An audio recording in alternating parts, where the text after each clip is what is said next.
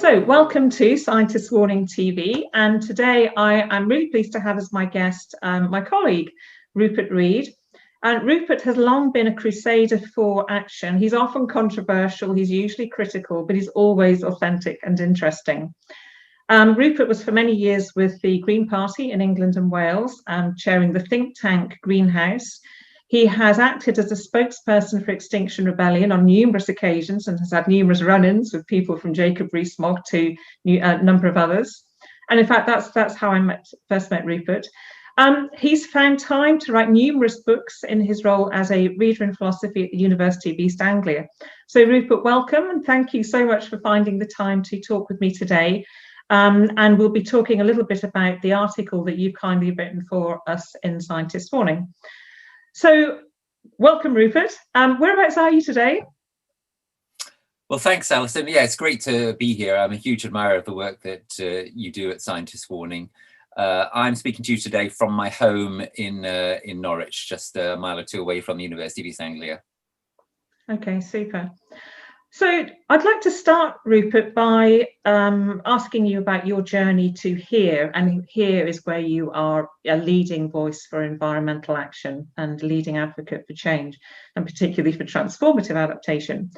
You studied PPE, politics, philosophy and economics at Oxford, and then you studied at Princeton and Rutgers in the US. And that's an amazing pedigree. And I'd like to understand how you first became concerned about the environment. Well, how long is a piece of string? But I think what I'll start with is my time at Rutgers as a PhD student, because when I was at Oxford, and indeed when I was a child, I already had various concerns. My first ever political activism, I suppose, was going on a Save the Whale rally when I was a kid.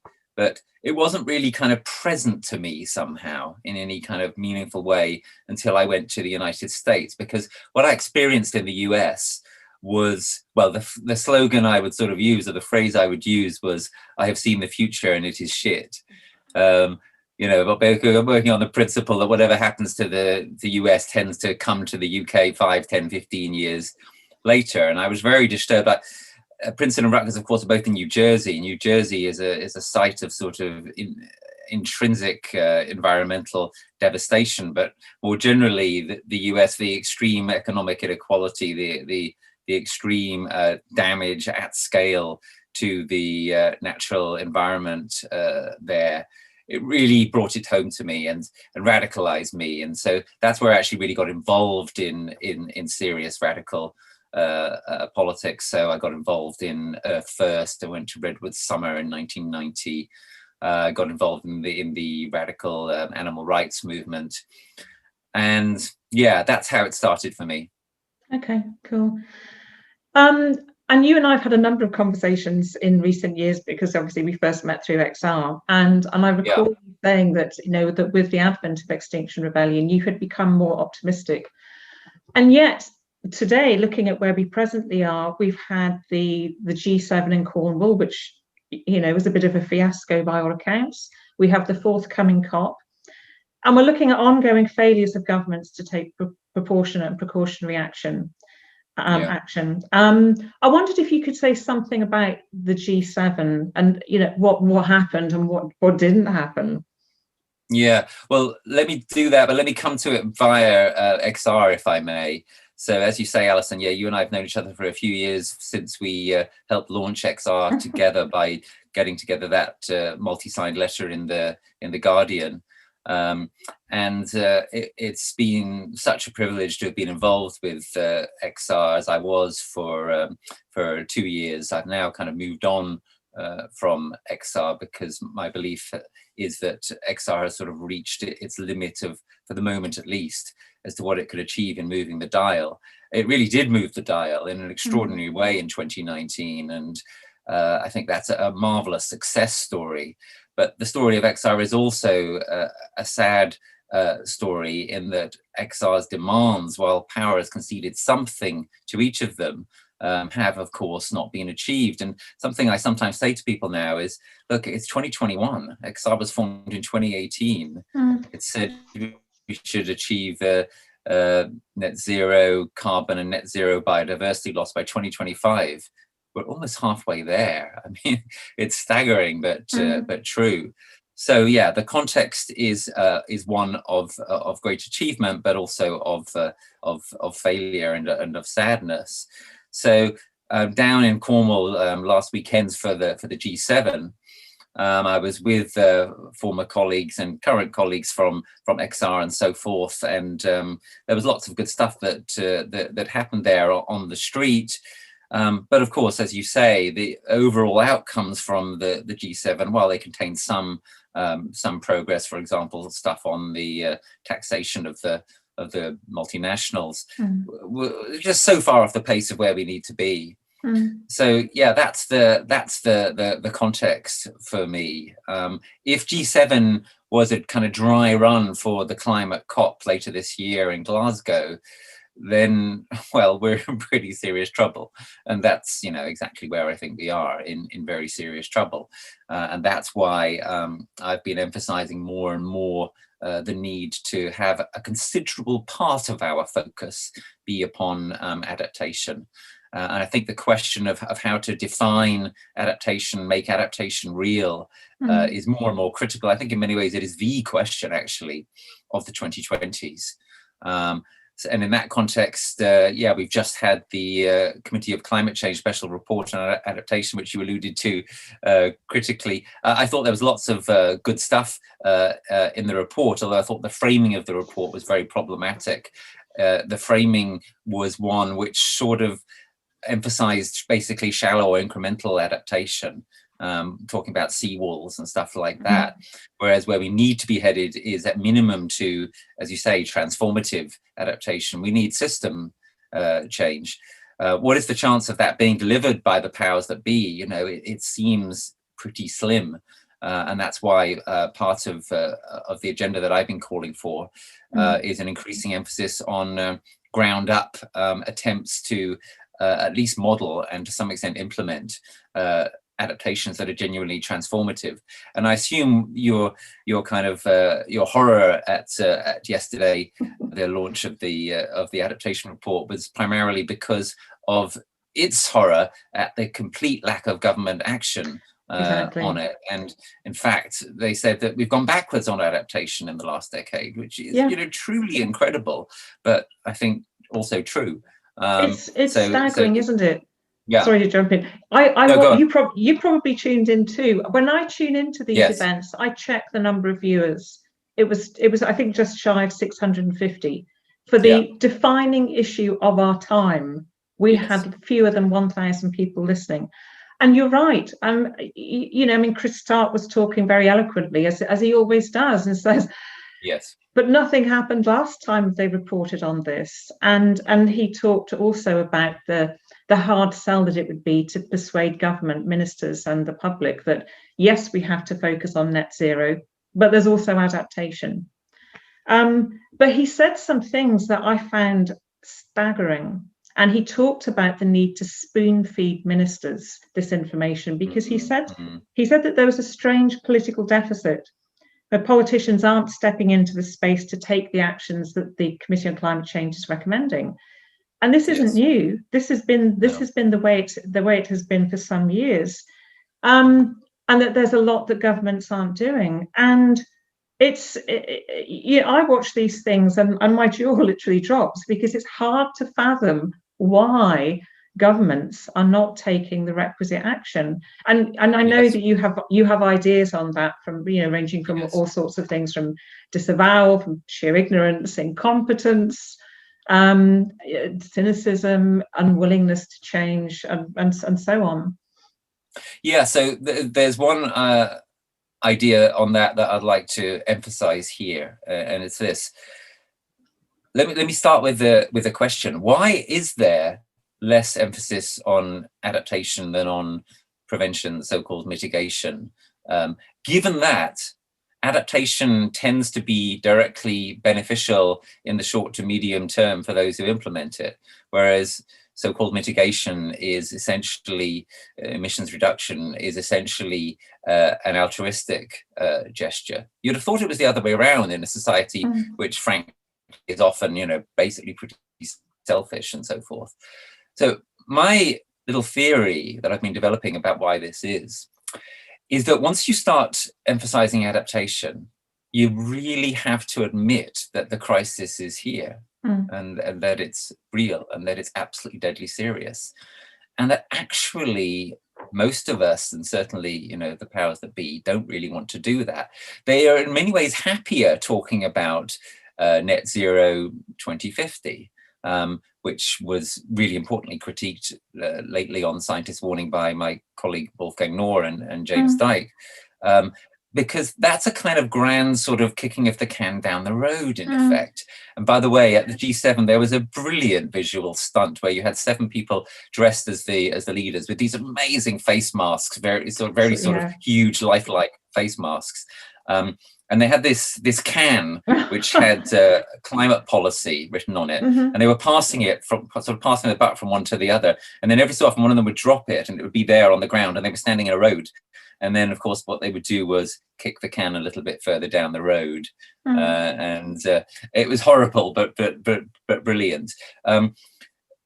The focus on mitigation, and of course we've got to do mitigation. It's absurd to think that that's anything other than absolutely centrally important. But the focus on mitigation to the exclusion of adaptation seems to me to function primarily as a psychological defense mechanism and as a way of avoiding real action and avoiding really taking in the reality of our predicament.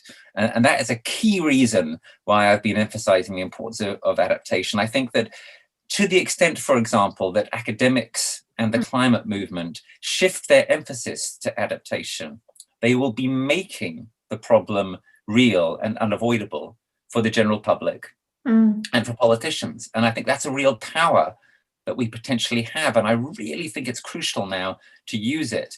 Some academics and some activists will say, well, but it's dangerous to go for adaptation too much because that's admitting defeat. My response to that is to say, no, it's not admitting defeat if the form of adaptation that one makes focal is transformative. If it's simultaneously about mitigation, if it's about working with nature rather than against nature, if it's about creating, to the extent that we can, a flourishing, more relocalized, etc., society. There's no avoiding adaptation now, although people are still trying to. Exactly. So why don't we jump in, define it correctly, and get serious about it? I think that could be the most powerful way of making the crisis real to people. Precisely, and it's something that Chris Stark alluded to quite directly yesterday also, in that he talked about the fact that a lot of the effects of global heating are in fact going to be baked in. So we have no option but to plan for how we're going to address that. Absolutely. And there was talk about flooding, and there was talk about wildfires, and interestingly, there was talk about humans overheating. And Chris himself said that this was a risk that we had perceived. He said words to the effect that he hadn't realised just how big a risk it might be, and just how many people might potentially be affected. You're talking about the wet bulb. Exactly, the wet bulbs. Yeah, exactly. And you'd think in the UK that we'd be okay, but we are in the southeast of England, where you and I currently are. We do regularly see temperatures in summer exceeding 30 degrees, which is extremely uncomfortable. And the wet bulb temperature can be 35 degrees. Yeah, exactly. So clearly, this report on adaptation is recognition of the fact that we do need to adapt.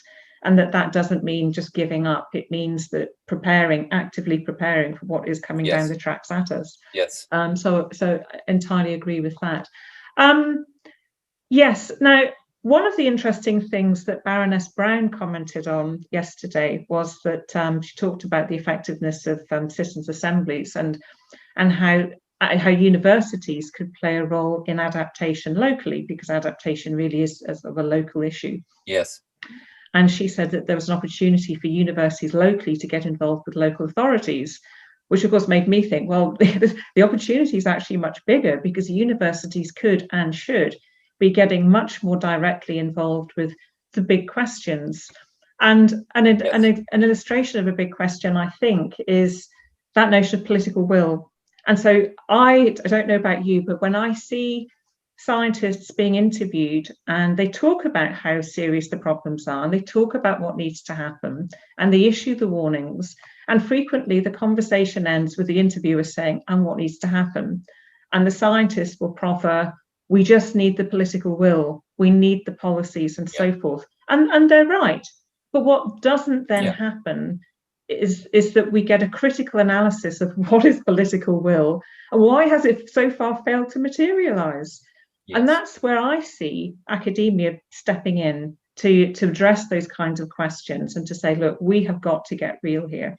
So moving on now to the next question that I'd like to put to you, and this is in relation to the article that you've very kindly written for us. And you probably know that Frontiers in Sustainability recently produced a special issue on academia, the role of universities, repurposing universities. So the question I'd like to put to you is, do you think that academia has actually become part of the problem? Yeah, really important question, especially for people like you and I, and a number of viewers, I would surmise. And, you know, it's encouraging, isn't it, that there's been this little flurry of activity around this. There's this Frontier special issue. You've got your version of that piece on the Scientist Warning website. There's my piece that you just referred to. There's also the significant wave of publicity around the Charlie Gardner et al. Piece recently on much the same topic. And the reason these pieces are necessary is because I think it's fair to say that academia just hasn't stepped up to the plate enough as yet. And this is something that I care about very much. I think that our responsibilities in this matter begin at home, as it were. And home is not only literally your home, it's also your job. It's what you do with most of your life, most of your time. That's the most important locale, arguably, you know, in many ways more important than voting, even certainly more important than most so-called personal action by which we can influence what actually happens. So I would start with the thought that the extent to which this issue has really penetrated academia as yet, it's way, way less than it should do. One of the things that I say in my piece that you've published is that all academics should be thinking about how they can become crusading scholars on the climate and ecology crisis. And, you know, that might not be quite literally true. Maybe there are some mathematicians or something to whom it's irrelevant, but virtually whoever you are in academia, there is a potential relevancy here.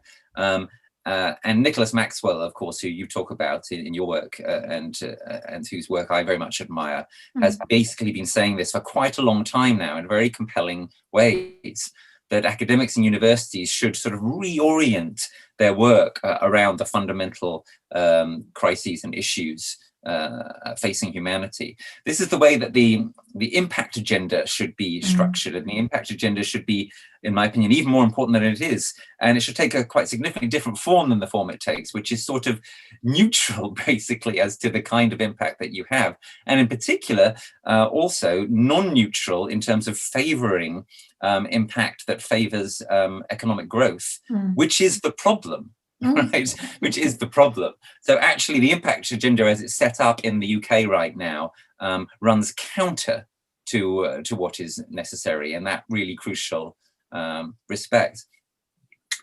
If I look at my own department at the University of East Anglia, for example, and make it very personal for a second. So I've got lots of wonderful colleagues doing really good work in philosophy and in politics. If I look at my politics colleagues, you know, I've done work collaborating with some of them, great stuff across all sorts of stuff to do with Europe, to do with rhetoric, to do with political institutions, voting, etc. But the number of them who have a serious sort of eco dimension to their work can be counted on the fingers of one hand. And I'm not obviously singling out my department for particular criticism. This is a general phenomenon.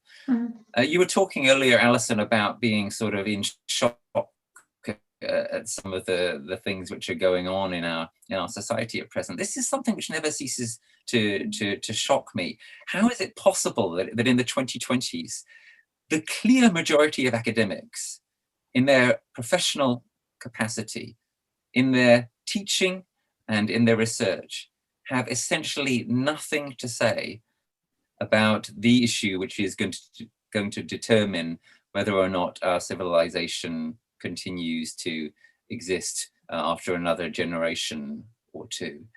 There's some incredible kind of mismatch here, some kind of disastrous kind of fail. And one of my conclusions about this, and it seems to me something which should be researched more.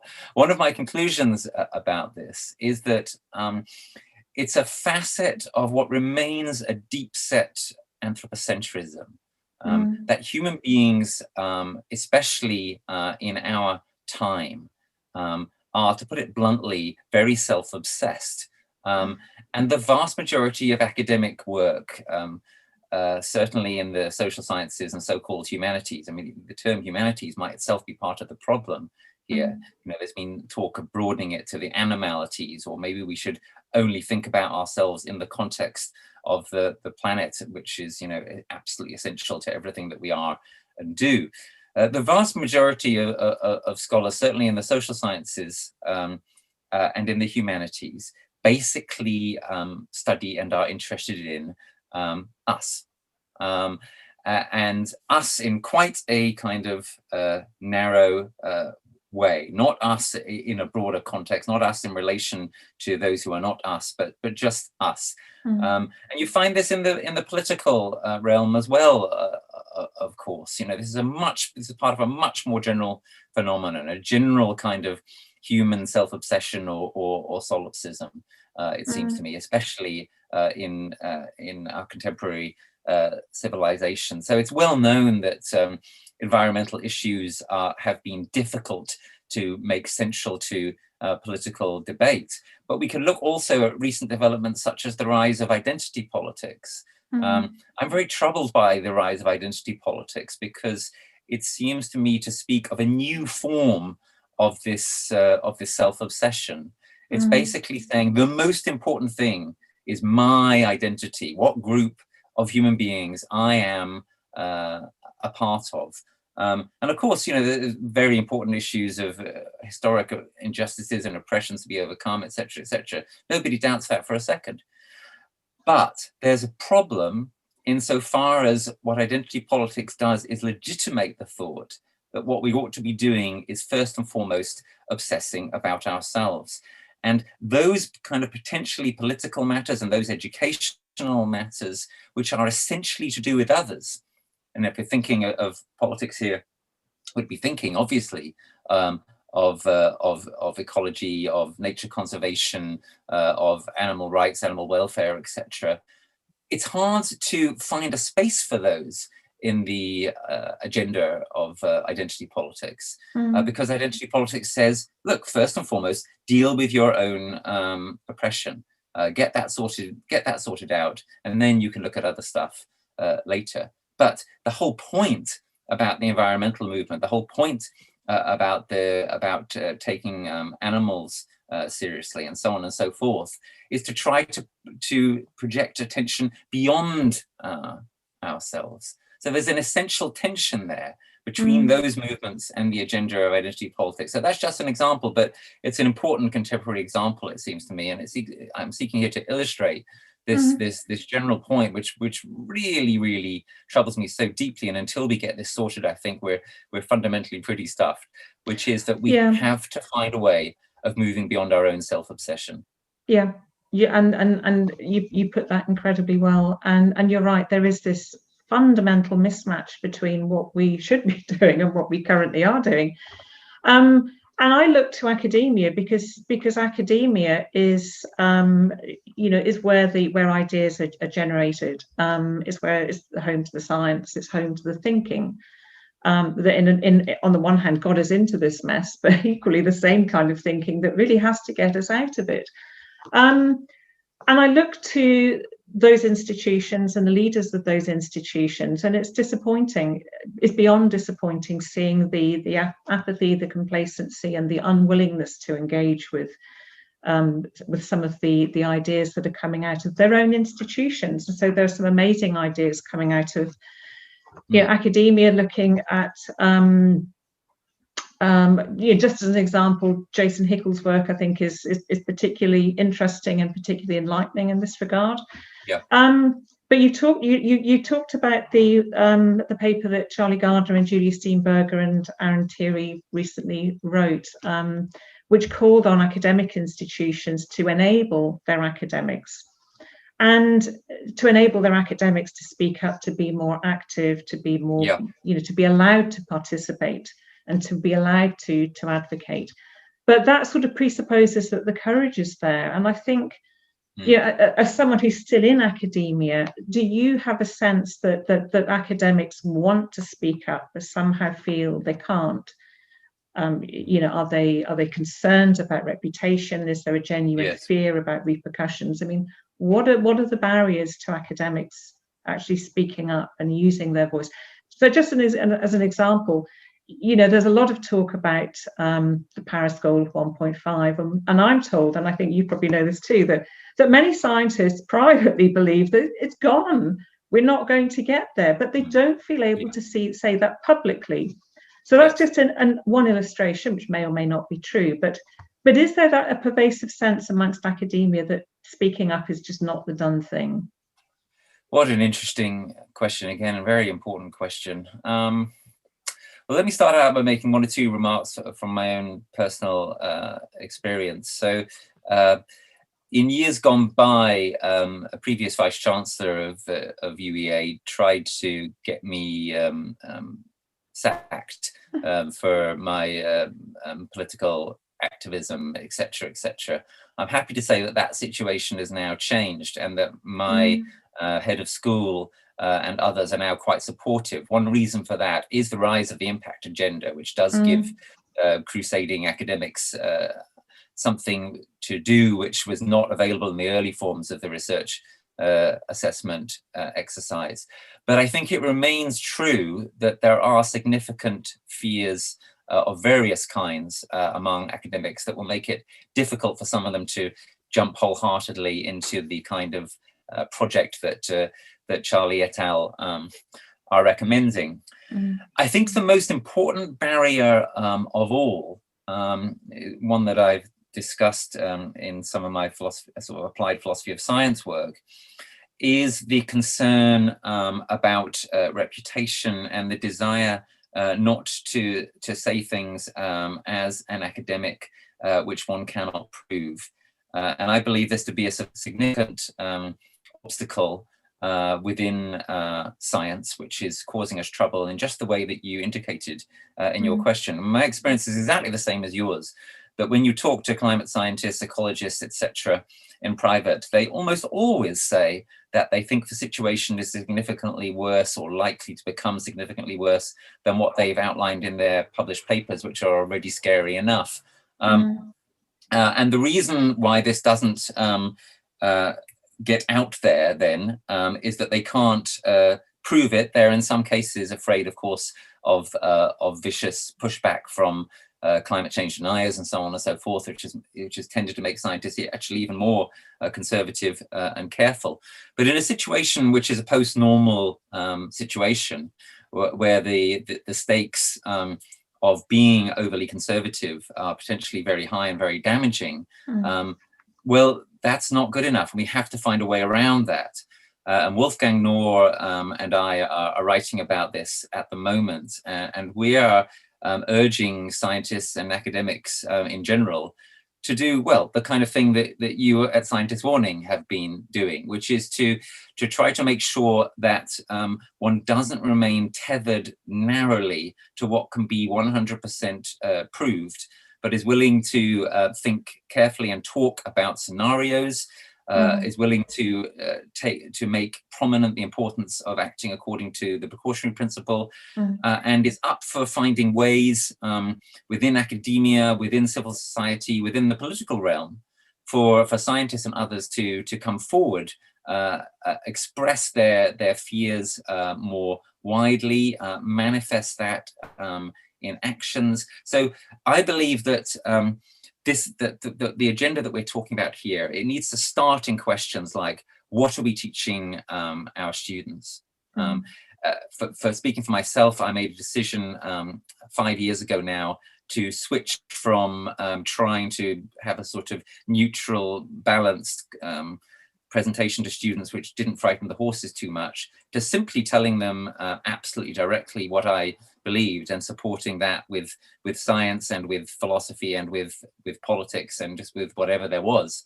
I think that we have a huge responsibility now to speak very frankly to the younger generation and those who we are teaching, and also to make sure that what we are teaching them is of enduring relevance. So, again, I think another way in which we could create a kind of helpful sort of wake-up call would be by having more emphasis on schools and in universities on things like growing food, and not just on things like the latest sort of tech wizardry and so forth. So what we teach and how we teach and the authenticity with which we approach our students, I think, is hugely important.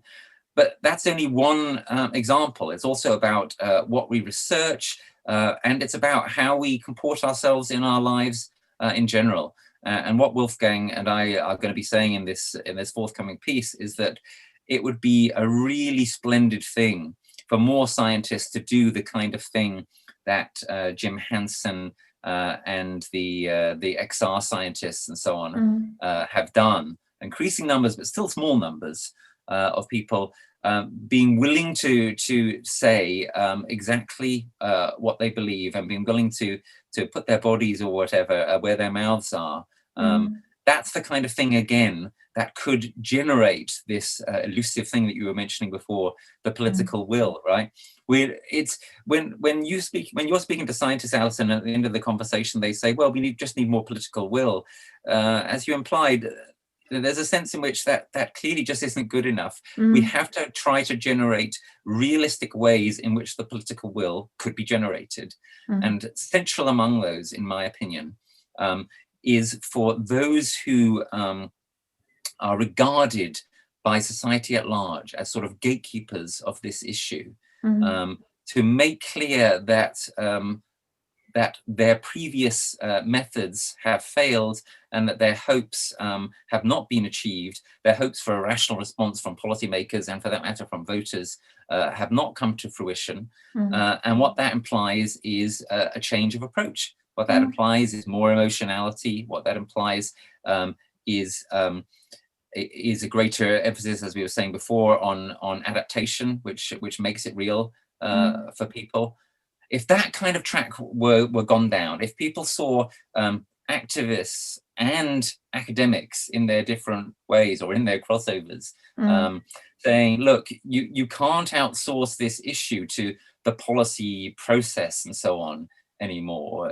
It's not going to work. We're out of time. There's something much more urgent and frankly kind of desperate here. If we were to own up to the failure of the methods that we pursued so far, that would be a very brave and authentic thing to do, which would kind of open up a space, and that space needs to be opened up, and then it needs to be filled. I agree. I couldn't agree more. In fact, you've almost anticipated my final question, because you've actually provided an articulation of what does need to happen.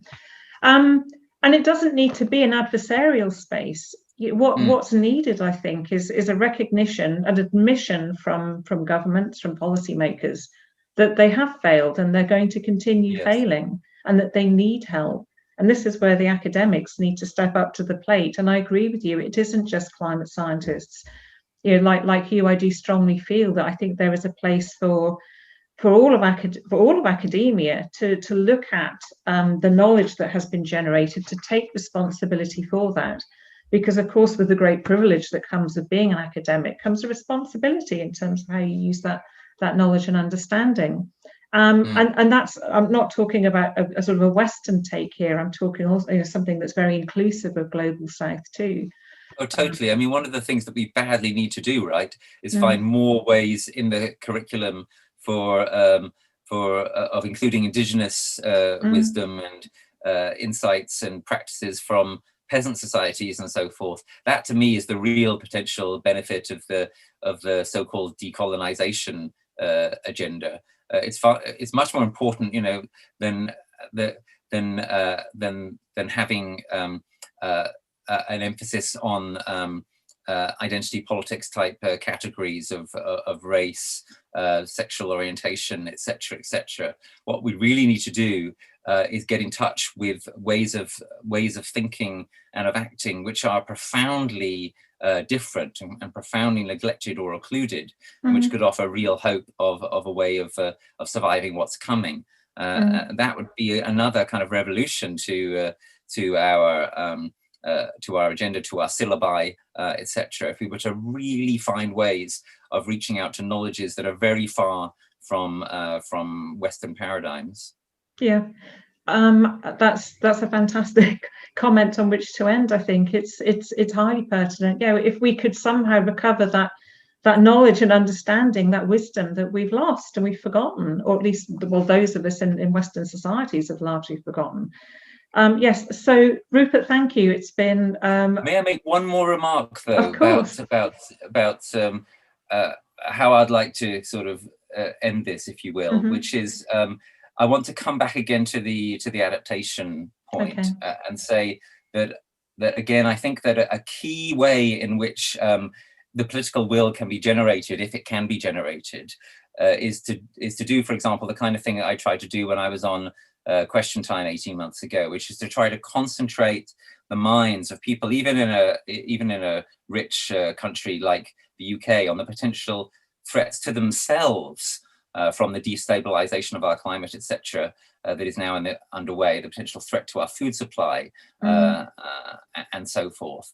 And I think part of the power of this is if we do something which is uncomfortable, but that Extinction Rebellion has been willing to do, and certainly that I'm willing to do, and that I think makes what we do potentially significantly more effective, namely, we really should confront the very real possibility, in my opinion, it's a probability, that we will fail at large. In other words, that the political will is never going to be successfully enough generated. So it's about adaptation, etc., as a way of changing the debate and moving things in the right direction, but it's also about it for its own sake. And that, for me, is the importance of transformative adaptation and also of deep adaptation, which is, of course, a controversial topic. But my opinion is very strongly now that the possibility of societal collapse cannot be ruled out. And that, therefore, we ought to be thinking about that and preparing for that. And again, that would just be a revolution to academic agendas if academics were really willing to look that kind of possibility in the eye, as such a tiny number have been willing so far. So yeah, that's the kind of non-traditional sort of non-happy ending way in which I'd like to have us end the conversation.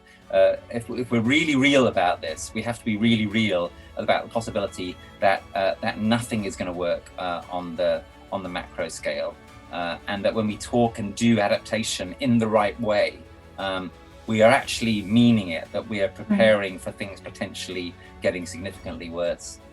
Yeah, and it's a very salient point. We can't ignore that. I agree. So, Rupert, thank you so much for a very wide-ranging discussion, as always. Thank you so much for your time. Thanks, Alison. Really, really good.